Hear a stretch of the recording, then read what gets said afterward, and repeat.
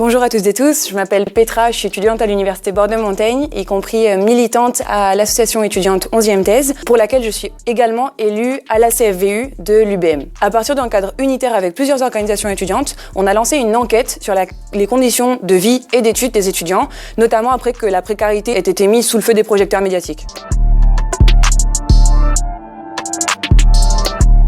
En effet, on assiste à une véritable situation de détresse et de mal-être généralisé dans la jeunesse universitaire et on a assisté à une véritable vague de suicides et de tentatives de suicide dans la jeunesse étudiante ces dernières semaines. Par exemple, il y a quelques semaines, une étudiante a mis fin à ses jours alors qu'elle venait de recevoir ses résultats de PACES. Comme conséquence directe du manque de moyens structurels à l'université, mais aussi surtout de la pression scolaire qui existe aujourd'hui, ainsi que de la grande précarité qui est en train d'augmenter aujourd'hui dans la jeunesse universitaire. Précarité grandissante dans le milieu étudiant. Isolement, précarité, rupture sociale. C'est alimentaire, vestimentaire, santé. Il y en a qui sont prêts à arrêter leurs études parce qu'ils peuvent pas continuer. Les étudiants français au plus mal. En France, un étudiant sur 5 vit en dessous du seuil de pauvreté. Si la crise sanitaire a considérablement aggravé les conditions de vie et d'études et de travail des étudiants, la contraction du marché du travail crée une situation de grande fébrilité. À quoi bon subir de telles conditions d'études s'il n'y a même pas de garantie d'emploi après l'issue du parcours universitaire? Dans l'enquête que nous avons menée à l'Université Bordeaux-Montaigne, nous avons reçu 4730 réponses d'étudiants sur les différents sites de l'Université Bordeaux-Montaigne, soit un échantillon de 25% de la communauté universitaire étudiante de la fac. Ils sont répartis entre les sites de Pessac, Renaudel et Agen. Les chiffres sont particulièrement alarmants et objectivisent la situation des étudiants dans le contexte de crise sanitaire et économique où la précarité s'accélère à vitesse grand V et les inégalités s'approfondissent. Lorsqu'on pose la question de comment étais-tu logé pendant ton cursus universitaire pendant cette crise, 1242 personnes disent qu'elles étaient seules dans un logement crous ou privé, tandis que 630 personnes déclarent vivre avec une personne à charge, c'est-à-dire des enfants, mais y compris des membres de la famille fragiles. Et enfin, un des chiffres les plus alarmants, c'est 47 personnes qui déclarent qu'elles sont sans domicile fixe, sans compter celles pour lesquelles il a été évidemment compliqué de répondre au questionnaire. Et tout le temps chez soi et pas avoir de lien social, c'est sûr que ça détruit à petit feu. Si 66% des étudiants sondés déclarent avoir eu des difficultés qui ont perturbé leur travail, évidemment, elles relèvent de plusieurs types. Par exemple, 1677 personnes disent ne pas avoir d'espace de travail dédié pour pouvoir se concentrer et travailler sereinement. Tandis que 2819 personnes que nous avons sondées disent avoir des problèmes techniques, comme par exemple 200 qui disent qu'ils n'ont pas d'ordinateur. D'un point de vue économique, évidemment, la situation de la jeunesse universitaire est totalement catastrophique. Aujourd'hui, on assiste à une véritable rupture du pacte méritocratique, c'est-à-dire de la fin de toute illusion que c'est en travaillant dur que tu aurais ton diplôme. Car aujourd'hui, on n'est même plus assuré d'avoir un job à la fin de son cursus universitaire. En effet, alors qu'un étudiant sur deux est obligé de travailler pour se payer ses études, la crise sanitaire, qui a accéléré le processus de crise économique, fait de la jeunesse un secteur particulièrement vulnérable, puisqu'il devient une véritable variable d'ajustement pour le patronat.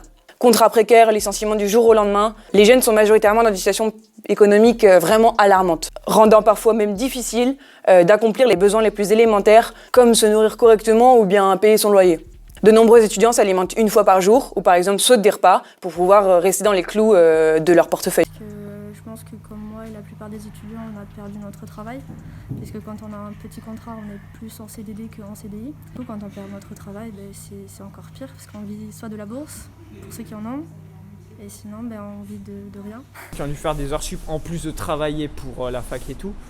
Je n'arrive pas à me mettre à leur place, mais ça devait être horrible leur quotidien. Ainsi, dans notre enquête, 325 personnes disent avoir perdu leur job, 687 disent devoir effectuer plus d'heures sup pour pouvoir s'en sortir, 408 personnes disent avoir des difficultés pour s'alimenter correctement et 545 personnes disent avoir des difficultés pour payer leur loyer.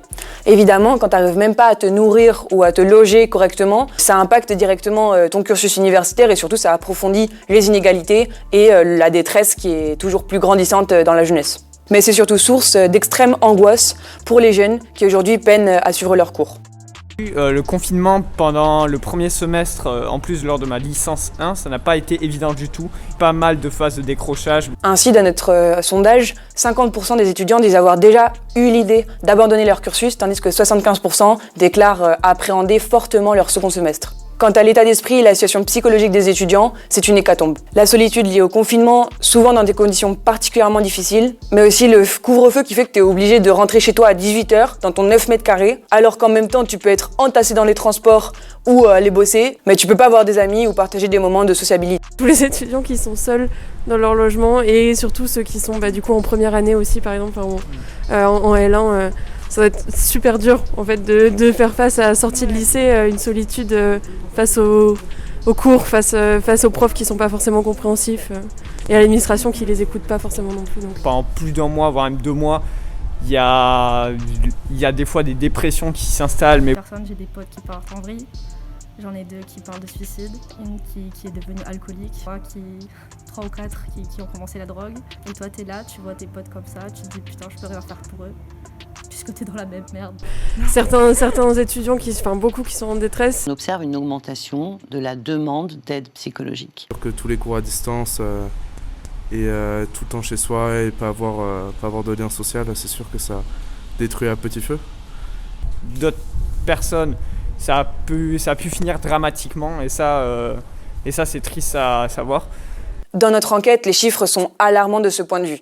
59% disent tenir le cap même si c'est difficile, 15% disent être totalement démotivés et n'ont plus envie de s'accrocher, tandis que 7%, soit 350 personnes sur notre échantillon, disent être au bord du burn-out. Ces chiffres que nous montre cette enquête montrent justement que le mal-être, la précarité et la détresse dans la jeunesse universitaire sont loin d'être un cas isolé. C'est dur d'avoir 20 ans en 2020. Oui. C'est dur. Donc je donnerai jamais de leçons à nos jeunes. Jamais de leçons à nos jeunes. Face à cette situation, le gouvernement répond avec des mesures totalement dérisoires. Par exemple, l'échec psy ou un doublement d'effectifs des psys qui fait que maintenant il y a un psy pour 15 000 étudiants. Nous allions créer 20 000 jobs étudiants dont la mission sera de venir en soutien des étudiants décrocheurs. En fait, on a tous perdu notre travail. Donc on a été plus de 500 employés sans travail. Face à l'augmentation du chômage dans la jeunesse, le gouvernement répond avec une plateforme bidon qui s'appelle Un jeune, une solution, qui nous renvoie vers des plateformes existantes comme Pôle emploi ou Service civique, mais surtout des contrats précaires, soit qui sont déjà existants ou alors même des annonces fausses. Ou encore par exemple le Crous à 1 euro qui s'est montré en fait jusqu'ici un véritable fiasco avec une grande partie des Crous qui étaient jusqu'ici fermés. Et comme l'ont dénoncé de nombreux témoignages sur les réseaux sociaux d'étudiants, souvent ces repas ils se limitaient en fait à un bout de pain avec 3 tranches d'émental et 2 mandarines. Aujourd'hui, tout étudiant, qu'il soit étudiant international, boursier, non boursier, peut demander au Crous 500 € avec un examen a posteriori des raisons pour lesquelles ces 500 € sont attribués. Donc, avec à chaque fois qui a droit, qui n'y a pas. Ainsi qu'une aide ponctuelle de 500 € dont les conditions d'accès sont encore très opaques, qui par ailleurs va être accessible pour une minorité d'étudiants, alors que la somme est largement insuffisante. Outre l'échec de ces mesures de façade, Vidal en plus nous sert tous les jours son mépris consternant envers les étudiants ou qu'elle nous prend pour des irresponsables comme quoi ce serait le bonbon sur la table qui augmenterait la contamination dans les universités. Pour le moment, le gouvernement ne prévoit absolument pas de plan d'aide d'urgence massive contre la précarité étudiante, mais y compris pour les universités qui subissent, comme l'ensemble des services publics, un manque de moyens structurels. Aujourd'hui, la tendance de fond reste l'instabilité de la situation, mais conjoncturellement, c'est un scénario dramatique qui est en train de s'imposer. C'est l'explosion de phénomènes de dépression et une vague de suicides dans la jeunesse étudiante qui devient un problème de santé publique majeur. Selon une étude de Santé publique France, 29% des 18-25 ans aujourd'hui souffrent d'une dépression. C'est un phénomène générationnel de masse extrêmement grave. Le problème aussi du moral, on ne voit personne toute la journée, on est à fond dans les coups. Énormément de choses à dire. Moi j'aurais aimé qu'on ait des moyens financiers accordés parce que je pense qu'en plus tout un mal-être étudiant qui était déjà là avant, il y avait des choses qu'on aurait pu nous accorder financièrement.